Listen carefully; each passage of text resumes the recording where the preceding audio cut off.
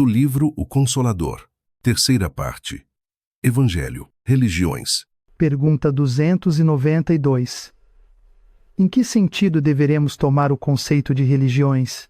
Religiões, para todos os homens, deveria compreender-se como sentimento divino que clarifica o caminho das almas e que cada espírito apreenderá na pauta do seu nível evolutivo.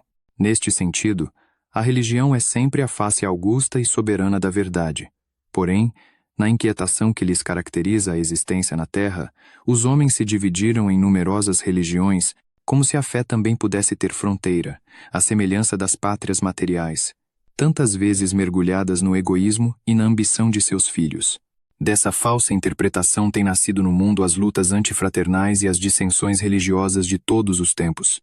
Pergunta 293. As religiões que surgiram no mundo antes do Cristo tinham também por missão principal a preparação da mentalidade humana para sua vinda? Todas as ideias religiosas que as criaturas humanas traziam consigo do pretérito milenário destinavam-se a preparar o homem para receber e aceitar o Cordeiro de Deus, com a sua mensagem de amor perene e reforma espiritual definitiva. O cristianismo é a síntese, em simplicidade e luz, de todos os sistemas religiosos mais antigos, expressões fragmentárias das verdades sublimes trazidas ao mundo na palavra imorredora de Jesus. Os homens, contudo, não obstante todos os elementos de preparação, continuaram divididos e, dentro das suas características de rebeldia, procrastinaram a sua edificação nas lições renovadoras do Evangelho. Pergunta 294. Reconhecendo-se que várias seitas nasceram igualmente do cristianismo, devemos considerá-las cristãs ou simples expressões religiosas insuladas da verdade de Jesus? Todas as expressões religiosas nascidas do cristianismo se identificam pela seiva de amor do tronco que as congrega, apesar dos erros humanos de seus expositores. Os sacerdotes das mais diversas castas inventaram os manuais teológicos, os princípios dogmáticos e as fórmulas políticas. Todavia, nenhum esforço humano conseguiu deslustrar a claridade divina do amai-vos uns aos outros, base imortal de todos os ensinos de Jesus, cuja luminosa essência identifica as castas entre si, em todas as posições e tarefas especializadas que lhes foram conferidas. Pergunta 295.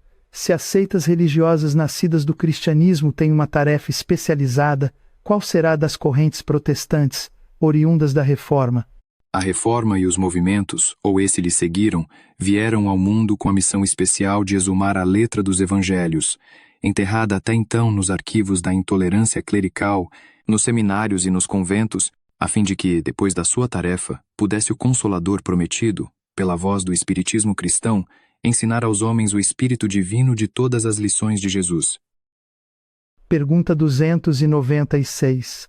O Espírito, antes de reencarnar, escolhe também as crenças ou cultos a que se deverá submeter nas experiências da vida?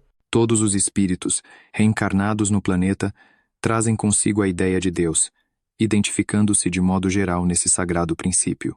Os cultos terrestres, porém, são exteriorizações desse princípio divino, dentro do mundo convencional, depreendendo-se daí que a verdade é uma só e que as seitas terrestres são materiais de experiências e de evolução, dependendo a preferência de cada um do estado de evolutivo em que se encontre no aprendizado da existência humana, e salientando-se que a escolha está sempre de pleno acordo com o seu estado íntimo, seja na viciosa tendência de repousar nas ilusões do culto externo, seja pelo esforço sincero de evoluir, na pesquisa incessante da edificação divina. Pergunta 297. Considerando que a convenção social confere aos sacerdotes das seitas cristãs certas prerrogativas na realização de determinados acontecimentos da vida, como interpretar as palavras de Mateus: tudo o que ligardes na terra será ligado no céu, se os sacerdotes tantas vezes não se mostram dignos de falar no mundo em nome de Deus? Faz-se indispensável observar que as palavras do Cristo foram dirigidas aos apóstolos e que a missão de seus companheiros não era restrita ao ambiente das tribos de Israel, tendo a sua divina continuação além das próprias atividades terrestres. Até hoje, os discípulos diretos do Senhor têm a sua tarefa sagrada em cooperação com o Mestre Divino junto da humanidade, a Israel mística dos seus ensinamentos. Os méritos dos apóstolos de modo algum poderiam ser automaticamente transferidos aos sacerdotes degenerados pelos interesses políticos e financeiros de determinados grupos terrestres, depreendendo-se daí que a Igreja Romana, a que mais tem abusado desses conceitos, uma vez mais desviou o sentido da lição do Cristo. Importa, porém, lembrarmos neste particular a promessa de Jesus de que estaria sempre entre aqueles que se reunisse sinceramente em seu nome. Nessas circunstâncias, os discípulos leais devem manter-se em plano superior ao do convencionalismo terrestre, agindo com a própria consciência e com a melhor compreensão de responsabilidade em todos os climas do mundo, porquanto desse modo, desde que desenvolvam atuação no bem, pelo bem e para o bem, em nome do Senhor, terão seus atos evangélicos tocados pela luz sacrossanta das sanções divinas. Pergunta 298. Considerando que as religiões encovam o Evangelho de Mateus para justificar a necessidade do batismo em suas características cerimoniais, como deverá proceder a espiritista em face desse assunto? Os espiritistas sinceros, na sagrada missão de paternidade, devem compreender que o batismo, aludido no Evangelho, é o da invocação das bênçãos divinas para quantos a eles se reúnem no instituto santificado da família. Longe de quaisquer cerimônias de natureza religiosa que possam significar uma continuação dos fetichismos da Igreja Romana, que se aproveitou do símbolo evangélico para a chamada venda dos sacramentos, o espiritista deve entender o batismo como o apelo do seu coração ao Pai de misericórdia, para que os seus esforços sejam santificados no trabalho de conduzir as almas a elas confiadas no Instituto Familiares, compreendendo, além do mais, que esse ato de amor e de compromisso divino deve ser continuado por toda a vida, na renúncia e no sacrifício, em favor da perfeita cristianização dos filhos, no apostolado do trabalho e da dedicação. Pergunta 299. Qual procedimento a ser adotado pelos espiritistas na consagração do casamento, sem ferir as convenções sociais, reflexas dos cultos religiosos?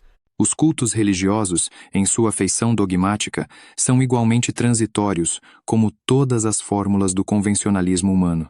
Que o espiritista sincero e cristão, assumidos seus compromissos conjugais perante as leis dos homens, busque honrar a sua promessa e a sua decisão, santificando o casamento com o rigoroso desempenho de todos os seus deveres evangélicos, ante os preceitos terrestres e ante a imutável lei divina que vibra em sua consciência cristianizada.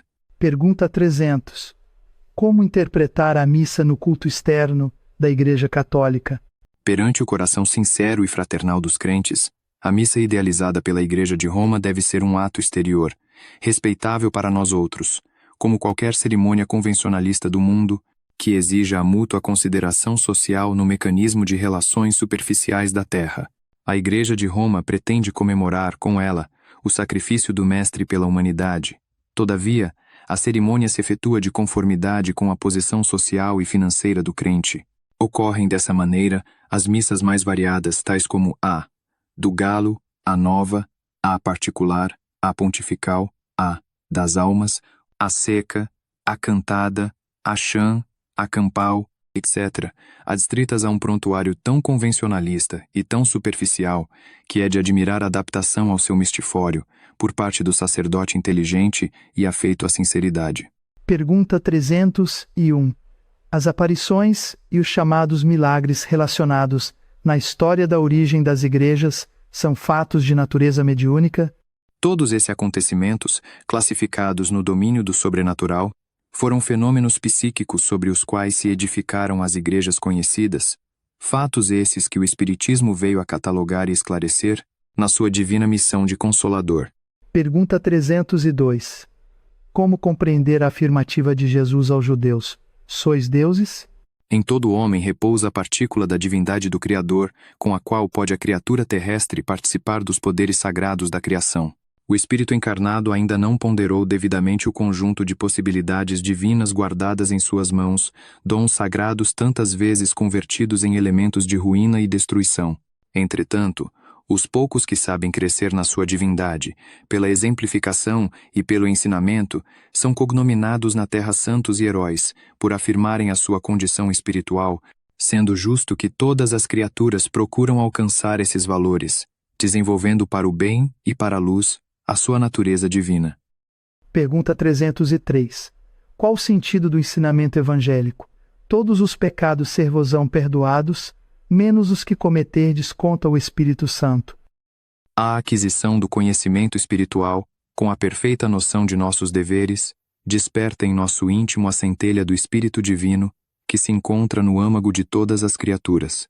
Nesse instante, descerra-se à nossa visão profunda o santuário da luz de Deus, dentro de nós mesmos, consolidando e orientando as nossas mais legítimas noções de responsabilidade na vida.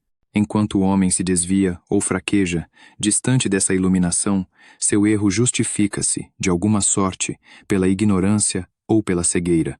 Todavia, a falta cometida com a plena consciência do dever, depois da bênção do conhecimento interior, guardada no coração e no raciocínio, essa significa o pecado contra o Espírito Santo, porque a alma humana estará então contra si mesma, repudiando as suas divinas possibilidades. É lógico, portanto, que esses erros são os mais graves da vida, porque consistem no desprezo dos homens pela expressão de Deus que habita neles. Pergunta 304. Qual o espírito destas letras? Não cuideis que vim trazer paz à terra, não vim trazer a paz, mas a espada. Todos os símbolos do Evangelho, dado o meio em que desabrocharam, são, quase sempre, fortes e incisivos. Jesus não vinha trazer ao mundo a palavra de contemporização com as fraquezas do homem, mas a centelha de luz para que a criatura humana se iluminasse para os planos divinos. E a lição sublime do Cristo, ainda e sempre, pode ser conhecida como a espada renovadora, com a qual deve o homem lutar consigo mesmo, extirpando os velhos inimigos do seu coração, sempre capitaneados pela ignorância e pela vaidade, pelo egoísmo e pelo orgulho.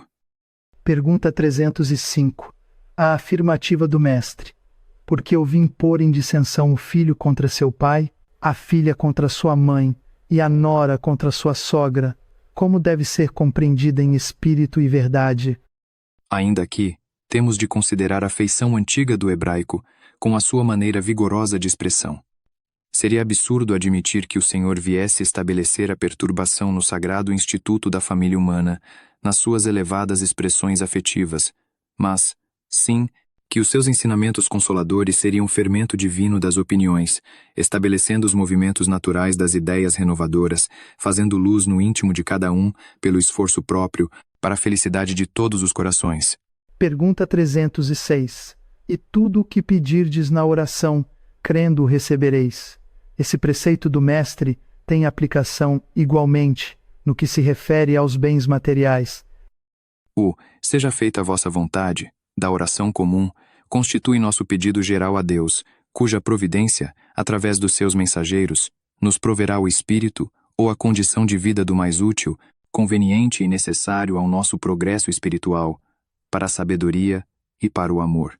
O que o homem não deve esquecer, em todos os sentidos e circunstâncias da vida, é a prece do trabalho e da dedicação, no santuário da existência de lutas purificadoras, porque Jesus abençoará as suas realizações de esforço sincero. Pergunta 307. Por que disse Jesus que o escândalo é necessário, mas aí daquele por quem o escândalo vier? Num pano de vida, onde quase todos se encontram pelo escândalo que praticaram no pretérito, é justo que o mesmo escândalo seja necessário, como elemento de expiação, de prova ou de aprendizado, porque aos homens falta ainda aquele amor que cobre a multidão dos pecados. As palavras do ensinamento do Mestre ajustam-se, portanto, de maneira perfeita, à situação dos encarnados no mundo, sendo lastimáveis os que não vigiam por se tornarem, desse modo, instrumentos de tentação nas suas quedas constantes, através dos longos caminhos. Pergunta 308. As palavras de João. A luz brilha nas trevas e as trevas não a compreenderam. Tiveram aplicação somente quando da exemplificação do Cristo há 2000 anos, ou essa aplicação é extensiva à nossa era? As palavras do apóstolo referiam-se à sua época. Todavia, o simbolismo evangélico do seu enunciado estende-se aos tempos modernos, nos quais a lição do Senhor permanece incompreendida para a maioria dos corações, que persistem em não ver a luz, fugindo à verdade.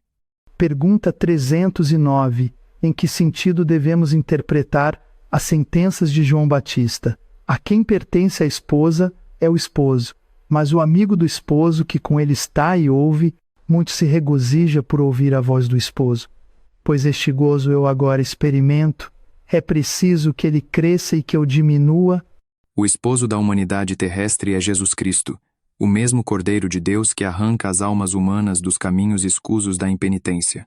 O amigo do esposo é o seu precursor, cuja expressão humana deveria desaparecer, a fim de que Jesus resplandecesse para o mundo inteiro no seu evangelho de verdade e vida.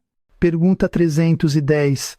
A transfiguração do Senhor é também um símbolo para a humanidade? Todas as expressões do evangelho possuem uma significação divina, e no Tabor contemplamos a grande lição de que o homem deve viver a sua existência no mundo, sabendo que pertence ao céu por sua sagrada origem, sendo indispensável, desse modo, que se desmaterialize, a todos os instantes, para que se desenvolva em amor e sabedoria, na sagrada exteriorização da virtude celeste, cujos germes lhe dormitam no coração. Pergunta 311. Qual o sentido da afirmativa do texto sagrado acerca de Jesus? Não tendo Deus querido sacrifício, nem oblata, lhe formou um corpo? Para Deus, o mundo não mais deveria persistir no velho costume de sacrificar nos altares materiais, em seu nome, razão por que enviou aos homens a palavra do Cristo, a fim de que a humanidade aprendesse a sacrificar no altar do coração, na ascensão divina dos sentimentos para o seu amor. Pergunta 312. Como interpretar a afirmativa de João? 3 são os que fornecem testemunho no céu: o Pai, o Verbo e o Espírito Santo. João referia-se ao Criador, a Jesus, que constituía para a terra sua mais perfeita personificação, e à legião dos espíritos redimidos e santificados que cooperam com o Divino Mestre desde os primeiros dias da organização terrestre, sob a misericórdia de Deus. Pergunta 313. Como entender a bem-aventurança conferida por Jesus aos pobres de espírito? O ensinamento do Divino Mestre referia-se às almas simples e singelas, despidas do espírito de ambição e de egoísmo que costumam triunfar nas lutas do mundo. Não costumais até hoje denominar os vitoriosos do século, nas questões puramente materiais, de homens de espírito? É por essa razão que, em se dirigindo à massa popular, aludia o Senhor aos corações despretensiosos e humildes, aptos a lhe seguirem o ensinamento, sem determinadas preocupações rasteiras da existência material. Pergunta 314. Qual a maior lição que a humanidade recebeu do Mestre, ao lavrar ele os pés dos seus discípulos? Entregando-se a esse ato, queria o Divino Mestre testemunhar para as criaturas humanas a suprema lição da humildade, demonstrando, ainda uma vez, que na coletividade cristã, o maior para Deus seria sempre aquele que se fizesse o menor de todos. Pergunta 315. Por que razão Jesus, ao lavar os pés dos discípulos, cingiu-se com uma toalha? O Cristo, que não desdenhou a energia fraternal na eliminação dos erros da criatura humana, afirmando-se como Filho de Deus nos divinos fundamentos da verdade, quis proceder desse modo para revelar-se o escravo pelo amor à humanidade, a qual vinha trazer a luz da vida, na abnegação e nos sacrifícios supremos. Pergunta 316. Aceitando Jesus o auxílio de Simão, o Cireneu desejava deixar um novo ensinamento às criaturas. Essa passagem evangélica encerra o ensinamento do Cristo, concernente à necessidade de cooperação fraternal entre os homens em todos os trâmites da vida. Pergunta 317. A ressurreição de Lázaro, operada pelo Mestre, tem um sentido oculto, como lição à humanidade. O episódio de Lázaro era um selo divino identificando a passagem do Senhor, mas também foi o símbolo sagrado da ação do Cristo sobre o homem, testemunhando que o seu amor arrancava a humanidade do seu sepulcro de misérias, humanidade da qual tem o Senhor dado o sacrifício de suas lágrimas, ressuscitando-a para o sol da vida eterna, nas sagradas lições do seu evangelho de amor e de redenção. Pergunta 318. Poderemos receber um ensinamento sobre a Eucaristia, dado o costume tradicional da Igreja Romana, que recorda a ceia dos discípulos com o vinho e a hóstia? A verdadeira Eucaristia evangélica não é a do pão e do vinho materiais, como pretende a Igreja de Roma, mas a identificação legítima e total do discípulo com Jesus, de cujo ensino de amor e sabedoria deve aurir a essência profunda, para a iluminação dos seus sentimentos e do seu raciocínio, através de todos os caminhos da vida. Pergunta 319. Quem terá recebido maior soma de misericórdia? N. A justiça divina. Judas, o discípulo infiel, mais iludido e arrependido, ou o sacerdote maldoso e indiferente, que o induziu à defecção? Quem há recebido mais misericórdia, por mais necessitado e indigente, é o mau sacerdote de todos os tempos, que, longe de confundir a lição do Cristo uma só vez, vem praticando a defecção espiritual para com o Divino Mestre, desde muitos séculos. Pergunta 320. Que ensinamentos nos oferece a negação de Pedro? A negação de Pedro serve para significar a fragilidade das almas humanas, perdidas na invigilância e na despreocupação da realidade espiritual, deixando-se conduzir indiferentemente aos torvelinhos mais tenebrosos do sofrimento, sem cogitarem de um esforço legítimo e sincero, na definitiva edificação de si mesmas. Pergunta 321. Qual a edição dos Evangelhos que melhor traduz a fonte original? A grafia original dos Evangelhos já representa em si mesma a própria tradução do ensino de Jesus, considerando-se que essa tarefa foi delegada aos seus apóstolos. Sendo razoável estimarmos, em todas as circunstâncias, os esforços sinceros, seja qual for o meio onde se desdobram, apenas consideramos que, em todas as traduções dos ensinamentos do Mestre Divino, se torna imprescindível separar da letra o espírito. Poderia objetar que a letra deveria ser simples e clara. Convenhamos que sim, mas importa observar que os evangelhos são o roteiro das almas, e é com a visão espiritual que devem ser lidos, pois, constituindo a cátedra de Jesus, o discípulo que dele se aproximar com a intenção sincera de aprender encontra, sob todos os símbolos da letra, a palavra persuasiva e doce, simples e enérgica, da inspiração do seu Mestre imortal.